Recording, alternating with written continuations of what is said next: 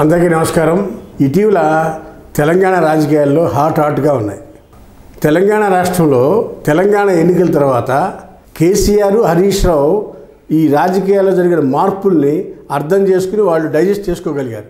కానీ కేటీ రామారావు గారు మాత్రం ఓడిపోయాము, పదవులు అధికారం లేదు అనేటప్పటికీ ఆయన డైజెస్ట్ చేసుకోలేకపోతున్నారు.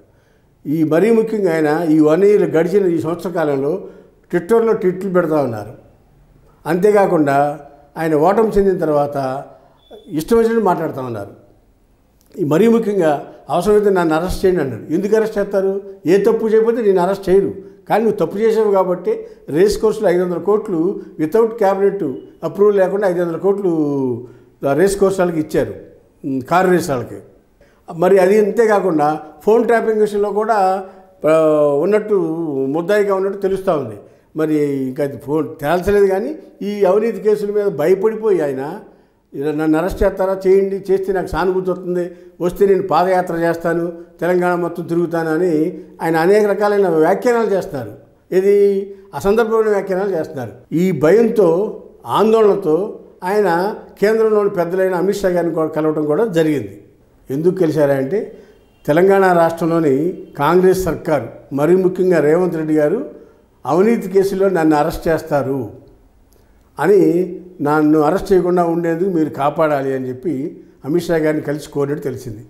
అయితే ఈ సందర్భంగా కేటీ రామారావు గారు మాట్లాడుతూ రాజకీయాల్లో ఏదైనా సాధ్యమే, అసాధ్యం అనేది ఏమి ఉండదు. 2018లో కాంగ్రెస్, తెలుగుదేశం పొత్తు పెట్టుకోలేదా తెలంగాణలో?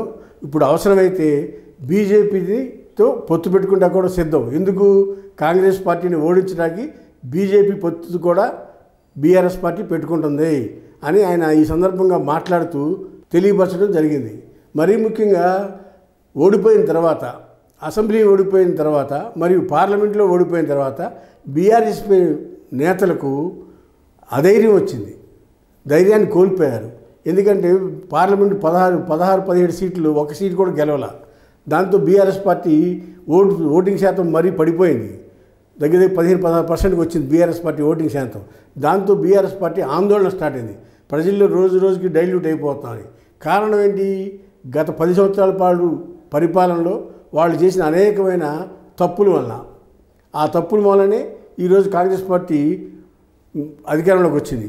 ఈ అధికారాన్ని కాంగ్రెస్ పార్టీ అధికారంలో ఉన్నప్పుడు దాన్ని దించాలంటే బీఆర్ఎస్ పార్టీ బీజేపీతో కూడా చేతులు కలుపుకుంటాకి సిద్ధమైందనేది ఈ సందర్భంగా కేటీ రామారావు గారు వ్యాఖ్యానించడం జరిగింది. రాజకీయాల్లో ఏదైనా సాధ్యమే, అసాధ్యం అనేది ఏమీ లేదు. మేము ఎప్పుడు ఎవరితో అయినా కూడా కలిసి పనిచేస్తాకి, అవసరం ఉంటే కాంగ్రెస్ పార్టీని బొందపెడతాకి మేము బీఆర్ఎస్ పార్టీ బీజేపీతో చేతులు కలుపుతాం అని వ్యాఖ్యానించడం జరిగింది కేటీ రామారావు గారు. చూద్దాం, త్వరలో రాబోయే రోజుల్లో తెలంగాణ రాష్ట్ర రాజకీయాల్లో బీఆర్ఎస్, బీజేపీ జతకట్టి ఎన్నికలకు వెళ్ళినా, లేదా బీఆర్ఎస్ పార్టీ ఇంకొక పార్టీతో జతకట్టినా ఆశ్చర్యపోవాల్సిన అవసరం లేదు అని ఈ సందర్భంగా తెలియపరుస్తూ ఉన్నాం. హాయ్ ఫ్రెండ్స్, మా ఫ్యూచర్ టుడే ఛానల్ చూస్తున్నందుకు చాలా థ్యాంక్స్. మరిన్ని లేటెస్ట్ వీడియోస్ కోసం వెంటనే సబ్స్క్రైబ్ చేయండి. అలాగే ఈ బెల్ ని కూడా రింగ్ చేసేయండి. మా లేటెస్ట్ వీడియోస్ నోటిఫికేషన్స్ అన్నీ మీ మొబైల్లో వస్తాయి.